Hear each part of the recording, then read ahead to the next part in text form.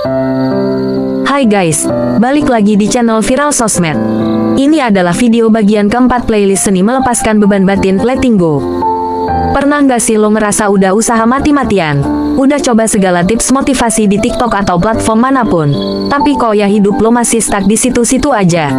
Kok ketemu orang nyebelin melulu? Kok masalah gak kelar-kelar? Nah, hari ini kita akan deep dive ke hal yang paling fundamental, yang jadi akar dari semua drama hidup lo. Ini bukan cuma teori ikhlas yang lo dengar di mana-mana, tapi ini adalah ilmu dari David R. Hawkins yang ngebongkar abis. Kenapa dunia luar itu cuma cerminan dari apa yang lo simpan di dalam? Siap-siap, karena setelah ini, lo gak akan bisa lagi nyalahin keadaan. Let's go!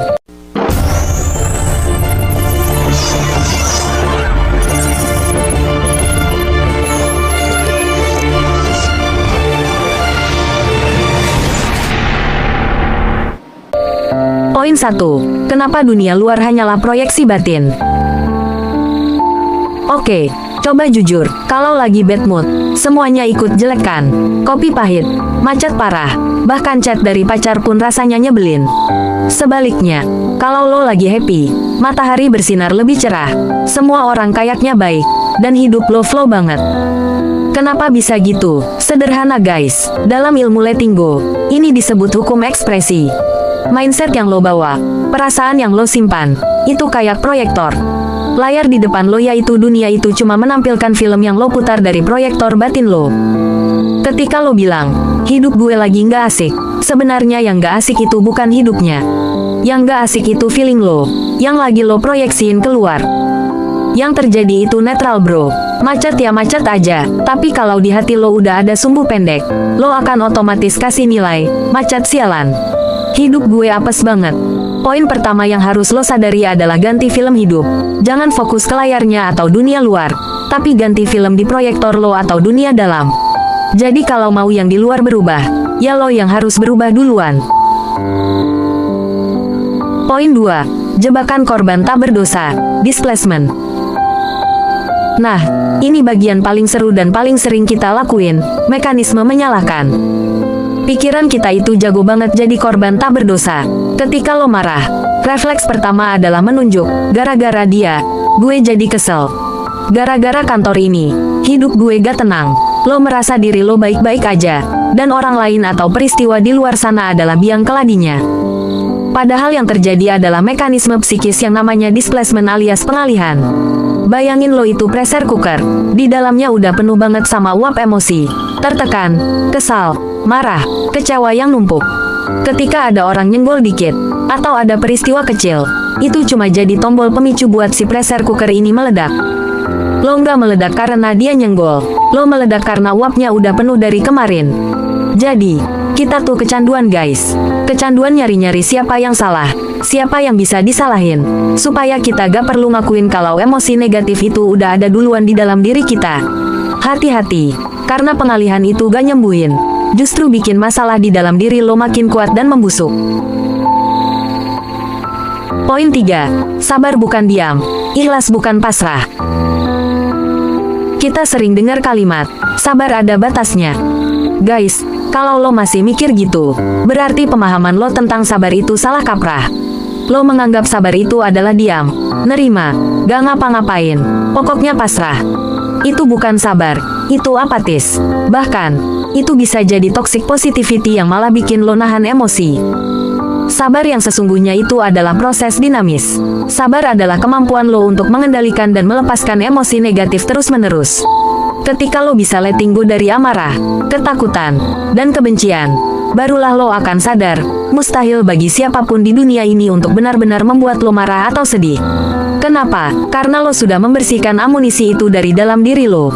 Kalau di hati lo gak ada amarah yang tersisa, mau dikata-katain apapun, lo cuma akan bilang, oh, dia berpendapat begitu, ya sudah. Lo gak punya amunisi buat meledak, karena lo udah bersihin pressure cooker lo tadi. Poin 4. Beda tipis antara cinta dan posesif. Sekarang kita bahas soal cinta. Yang ini sensitif guys, dengerin baik-baik. Banyak dari kita mendefinisikan cinta sebagai keterikatan. Kita bilang kita sayang, tapi di saat yang sama kita posesif, cemburuan, dan khawatir berlebihan kalau kehilangan. Hawkins bilang, cinta sejati itu bebas dari ketakutan dan ditandai dengan ketidakterikatan. Kenapa kita posesif? Bukan karena cintanya besar, tapi karena rasa takut kehilangan kita yang besar.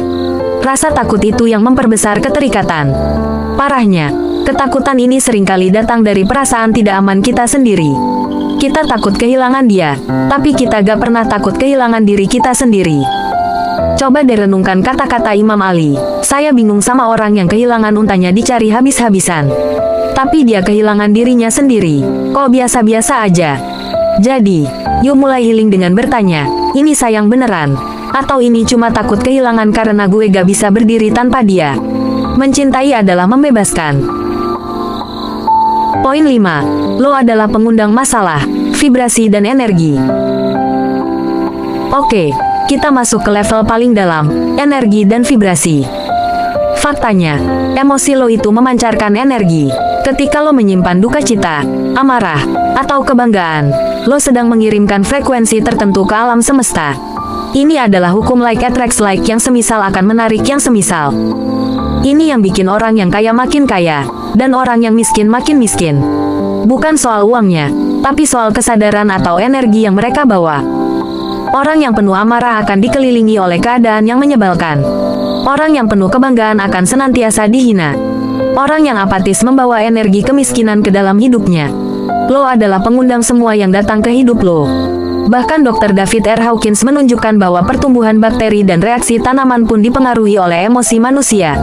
Seserius itu guys. Makanya, perubahan terbesar nggak pernah datang dari luar. Perubahan datang dari keputusan lo untuk berhenti memproduksi emosi negatif. Penting, cari cara yang konstruktif untuk melepaskan emosi. Lagi marah, jangan mukul orang, lari, nge-gym, nyapu, bersih-bersih rumah, atau bikin sambal pedas sampai tangan lo pegal. Ubah energi destruktif itu jadi gerakan yang menguntungkan.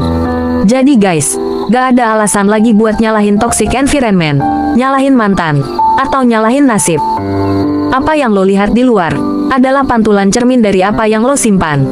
Kita semua terkoneksi, dan emosi dasar kita akan memancar dan direspon oleh semesta.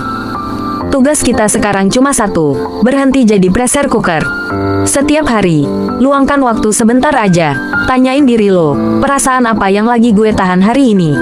Marah, takut, sedih, setelah ketemu, izinkan perasaan itu ada, lalu lepaskan dia perlahan-lahan. Ini bukan perjalanan satu hari, ini perjalanan seumur hidup. Tapi gue janji, ketika lo konsisten letting go, kualitas vibrasi lo naik, dan hidup lo akan mulai menarik hal-hal yang menyenangkan, orang-orang yang baik, dan peristiwa-peristiwa yang happy. Thank you sudah deep dive bareng gue hari ini. Jangan lupa like, komen, dan share ke teman-teman lo yang masih hobi jadi korban. Stay safe, stay flow, and keep letting go. Sampai jumpa di video kelima playlist seni melepaskan beban batin letting go.